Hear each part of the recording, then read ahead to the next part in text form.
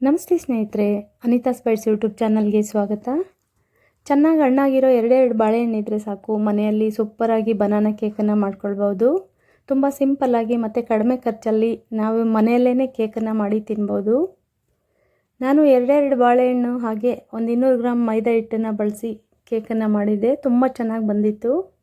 ಆ ವಿಡಿಯೋನ ನಿಮ್ಮ ಜೊತೆಗೆ ಶೇರ್ ಮಾಡ್ಕೊಳ್ತಿದ್ದೀನಿ.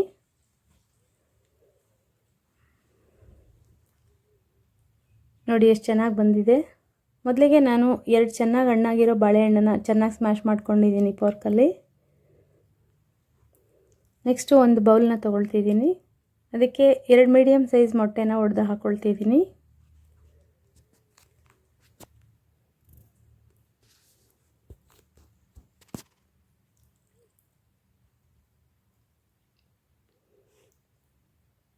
ಮೊಟ್ಟೆನ ಒಡೆದು ಹಾಕ್ಕೊಂಡಿದ್ದೀನಿ. ಅದಕ್ಕೆ 100 ಗ್ರಾಮಷ್ಟು ವೈಟ್ ಶುಗರ್ನ ಹಾಕ್ಕೊಂಡಿದ್ದೀನಿ, ನಾರ್ಮಲ್ ಶುಗರ್ನ. ಹಾಗೆ 30 ಗ್ರಾಮಷ್ಟು ಬ್ರೌನ್ ಶುಗರ್ನ ಹಾಕ್ಕೊಂಡಿದ್ದೀನಿ. ಬ್ರೌನ್ ಶುಗರ್ ಇಲ್ಲಾಂದರೆ ವೈಟ್ ಶುಗರನ್ನೇ ಹಾಕ್ಕೊಳ್ಬೋದು, ನಮಗೆ ಎಷ್ಟು ಬೇಕಷ್ಟು. ಹಾಗೆ 1/4 ಸ್ಪೂನಷ್ಟು ಉಪ್ಪನ್ನು ಹಾಕ್ಕೊಂಡಿದ್ದೀನಿ. ಮೂರನ್ನು ಚೆನ್ನಾಗಿ ಬೀಟ್ ಮಾಡ್ಕೊಳ್ತೀನಿ.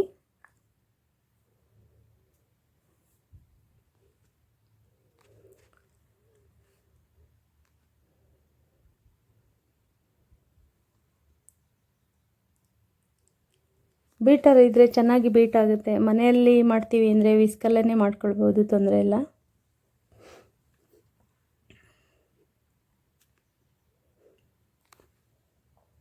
ಎಲ್ಲ ಚೆನ್ನಾಗಿ ಬೀಟ್ ಮಾಡ್ಕೊಂಡಿದ್ದೀನಿ. ಈಗ ಇದಕ್ಕೆ ಸ್ಮ್ಯಾಶ್ ಮಾಡಿರೋಂಥ ಬಾಳೆಹಣ್ಣನ್ನು ಸುರ್ಕೊಳ್ತಿದ್ದೀನಿ.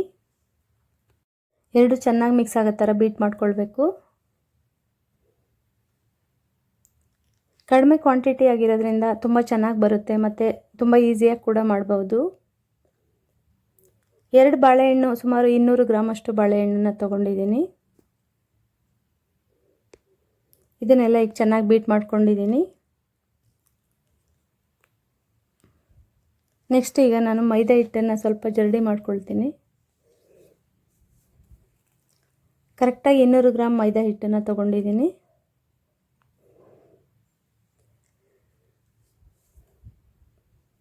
ಇದಕ್ಕೇ ಅರ್ಧ ಸ್ಪೂನಷ್ಟು ಬೇಕಿಂಗ್ ಸೋಡಾ ಹಾಕ್ಕೊಳ್ತಿದ್ದೀನಿ. 1/4 ಸ್ಪೂನಷ್ಟು ಅಡುಗೆ ಸೋಡಾನ ಹಾಕ್ಕೊಳ್ತಿದ್ದೀನಿ.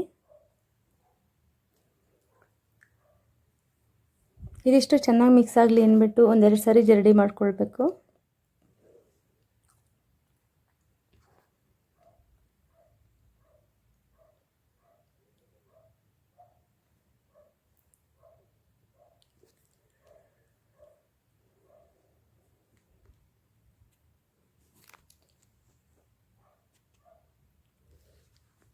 ಚೆನ್ನಾಗಿ ಜರಡಿ ಮಾಡ್ಕೊಂಡಿದ್ದೀನಿ ಒಂದೆರಡು ಸಾರಿ.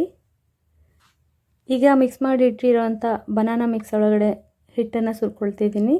ಅದನ್ನು ಕೂಡ ಇನ್ನೊಂದು ಸಾರಿ ಜರಡಿ ಮಾಡೋ ಥರನೇ ಮಿಕ್ಸ್ ಮಾಡ್ತಿದ್ದೀನಿ.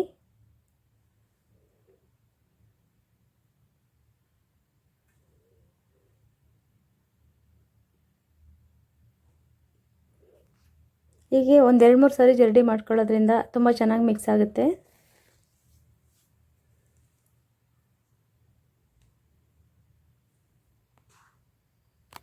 ವಿಸ್ಕಲ್ಲೇ ಚೆನ್ನಾಗಿ ಮಿಕ್ಸ್ ಮಾಡ್ಕೊಳ್ಬೇಕು.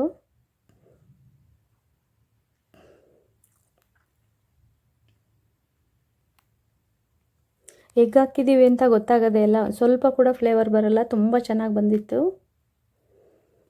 ಗಂಟು ಇಲ್ದಂಗೆ ಚೆನ್ನಾಗಿ ಮಿಕ್ಸ್ ಮಾಡ್ಕೊಳ್ಬೇಕು. ಚೆನ್ನಾಗಿ ಸ್ಪೀಡಾಗಿ ಸ್ವಲ್ಪ ಬೀಟ್ ಮಾಡಿದ್ರೆ ಗಂಟಾಗದೆ ನೀಟಾಗಿ ಬೀಟ್ ಆಗುತ್ತೆ.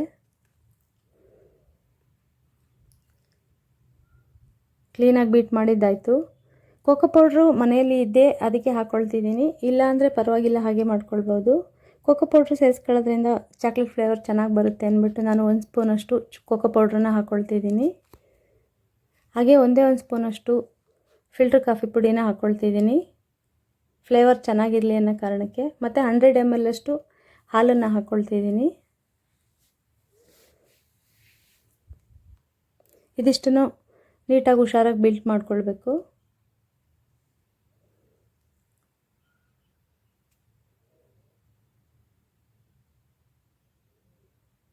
ಎಲ್ಲ ಚೆನ್ನಾಗಿ ಮಿಕ್ಸ್ ಆಯಿತು.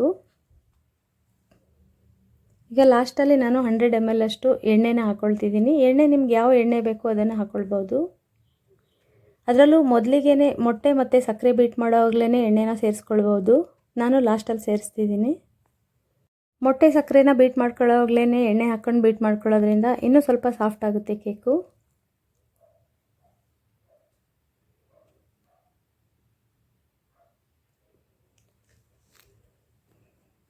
ಎಲ್ಲ ಇಂಗ್ರೀಡಿಯೆಂಟ್ಸು ಹಾಕಿ ಆಗಿದೆ.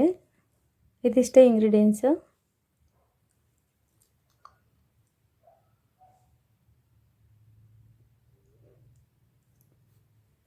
ಚೆನ್ನಾಗಿ ಬೀಟ್ ಮಾಡ್ಕೊಂಡಿದ್ದೀನಿ. ಬೀಟ್ ಮಾಡಿದ ನಂತರ ಒಂದು 30 ನಿಮಿಷದಿಂದ 1 ಅವರ್ವರೆಗೂ ಮುಚ್ಚಿಟ್ಬಿಡಬೇಕು. ನಾನು 30 ನಿಮಿಷ ಮಾತ್ರ ಮುಚ್ಚಿಡ್ತಿದ್ದೀನಿ.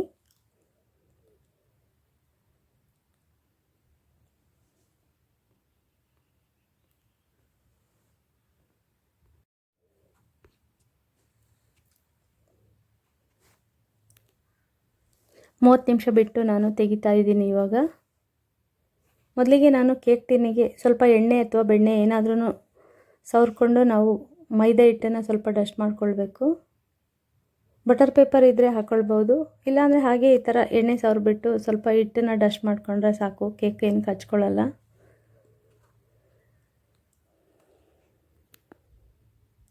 ಇಷ್ಟೇ ಬ್ಯಾಟರ್ಗೆ ನನಗೆ 2 ಕೇಕ್ ಆಯಿತು. 200 ಗ್ರಾಮ್ ಬಾಳೆಹಣ್ಣು, 200 ಗ್ರಾಮ್ ಮೈದಾ ಹಿಟ್ಟು ಕ್ವಾಂಟಿಟಿ.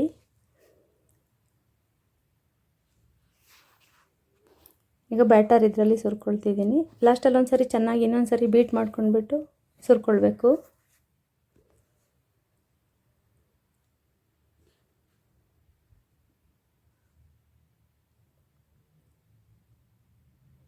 ಬೀಟ್ ಮಾಡ್ಕೊಂಡಿದ್ದೀನಿ. ಈಗ ಬೌಲಲ್ಲಿ ಸುರ್ಕೊಳ್ತಿದ್ದೀನಿ.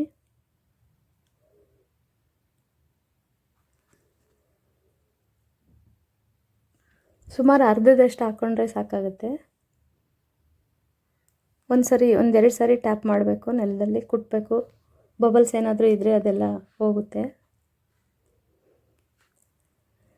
ನಾನು 2 ಮೆಥಡಲ್ಲೂ ತೋರಿಸ್ತಾ ಇದ್ದೀನಿ. ನಾವು ಮನೆಯಲ್ಲೇ ಕೇಕ್ ಮಾಡ್ಕೊಳ್ಬೇಕು ಅಂದರೆ ಓವನ್ನೇ ಬೇಕಂತ ಏನಿಲ್ಲ. ಕುಕ್ಕರಲ್ಲಿ ಕೂಡ ಹೀಗೆ ಡ್ರೈ ಆಗಿ ಒಂದು ಪ್ಲೇಟ್ ಇಟ್ಬಿಟ್ಟು ನಾವು ಕೇಕನ್ನು ಮಾಡ್ಕೊಳ್ಬೋದು. ಚಾಕೋ ಚಿಪ್ಸ್ ಇದ್ದರೆ ಹಾಕ್ಕೊಳ್ಬೋದು, ಇಲ್ಲಾಂದರೆ ನಾನು ಕ್ಯಾಡ್ಬರೀಸ್ ಚಾಕ್ಲೇಟ್ನೇ ಚಿಕ್ಕದಾಗಿ ಕಟ್ ಮಾಡಿ ಹಾಕ್ಕೊಂಡಿದ್ದೀನಿ. ಡ್ರೈ ಫ್ರೂಟ್ಸ್ ಸೇರಿಸ್ಕೊಳ್ಳೋರು ಅದನ್ನು ಕೂಡ ಸೇರಿಸ್ಕೊಳ್ಬೋದು. ಗ್ಯಾಸ್ಕೆಟ್ ಹಾಕಿಲ್ಲ ಮತ್ತು ವಿಸಲ್ ಹಾಕಲ್ಲ, ಹಾಗೆ ಲಿಡ್ ಕ್ಲೋಸ್ ಮಾಡಿಬಿಟ್ಟು ಇಟ್ಟಿದ್ದೀನಿ. ನಾನು ಸುಮಾರು ಒಂದು 32 ನಿಮಿಷ ಲೋ ಫ್ಲೇಮಲ್ಲಿ ಇಟ್ಕೊಂಡಿದ್ದೆ. ಇನ್ನೂ ಅರ್ಧ ಬ್ಯಾಟರ್ ಇತ್ತಲ್ಲ, ಅದನ್ನು ಇನ್ನೊಂದು ಬೌಲಲ್ಲಿ ಸುರ್ಕೊಳ್ತಿದ್ದೀನಿ. ಇದನ್ನು ನಾನು ಬಾಣಲಿಯಲ್ಲಿ ಇಟ್ಟು ಮಾಡ್ತಾಯಿದ್ದೀನಿ.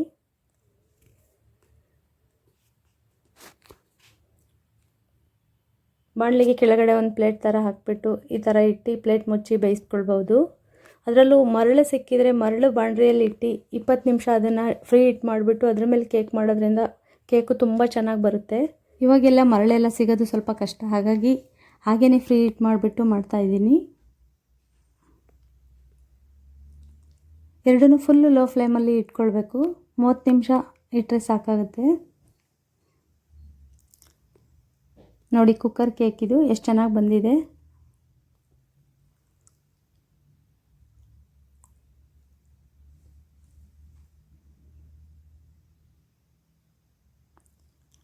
ನೀಟಾಗಿ ಬೇಕಾಗಿದೆ.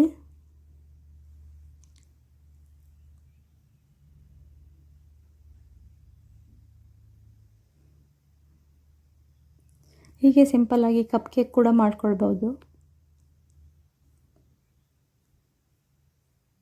ಕೇಕ್ ತುಂಬ ಸ್ಪಾಂಜಿಯಾಗಿ ಬಂದಿತ್ತು. ಈಗ ಬಾಣಲೆಯಲ್ಲಿರೋ ಕೇಕನ್ನು ಓಪನ್ ಮಾಡ್ತಿದ್ದೀನಿ. ಇದು ಕೂಡ ಕರೆಕ್ಟ್ ಹದದಲ್ಲಿ ಬೆಂದಿದೆ. ಬಾಣಲೆಯಲ್ಲಿ ಮಾಡಿದರೆ ಇನ್ನೊಂದು ಅಡ್ವಾಂಟೇಜ್ ಏನಪ್ಪ ಅಂದರೆ ಎಷ್ಟು ಬೆಂದಿದೆ ಅಂತ ನೋಡ್ಕೊಳ್ಳೋಕ್ಕೆ ಈಸಿ ಆಗುತ್ತೆ ಕುಕ್ಕರ್ಗಿಂತ. ನೋಡಿ ಎಷ್ಟು ಚೆನ್ನಾಗಿ ಬೇಕಾಗಿದೆ, ಸೂಪರಾಗಿದೆ ನೋಡಲಿಕ್ಕೆ. ಈ ಕೇಕನ್ನು ಕೂಡ ಒಂದು ಸಾರಿ ಕಟ್ ಮಾಡಿ ನೋಡಿಬಿಡ್ತೀನಿ. ನೋಡಿ ಎಷ್ಟು ಚೆನ್ನಾಗಿ ಬಂದಿದೆ ಸಾಫ್ಟಾಗಿ. ಹೀಗೆ ಸಿಂಪಲ್ಲಾಗಿ ಮನೆಯಲ್ಲಿ ಚಾಕ್ಲೇಟ್ ಬನಾನಾ ಕೇಕನ್ನು ಸುಲಭವಾಗಿ ಮಾಡ್ಕೊಳ್ಬೋದು. ಈ ಚಾಕ್ಲೇಟ್ ಬನಾನಾ ಕೇಕ್ ವಿಡಿಯೋ ನಿಮಗೆಲ್ಲ ಇಷ್ಟ ಆಗಿದೆ ನನಗೊಂದು ಲೈಕ್ ಕೊಟ್ಟು ನನ್ನ ಚಾನಲ್ನ ಸಬ್ಸ್ಕ್ರೈಬ್ ಮಾಡ್ಕೊಳ್ಳಿ ಸ್ನೇಹಿತರೆ. ಧನ್ಯವಾದಗಳು.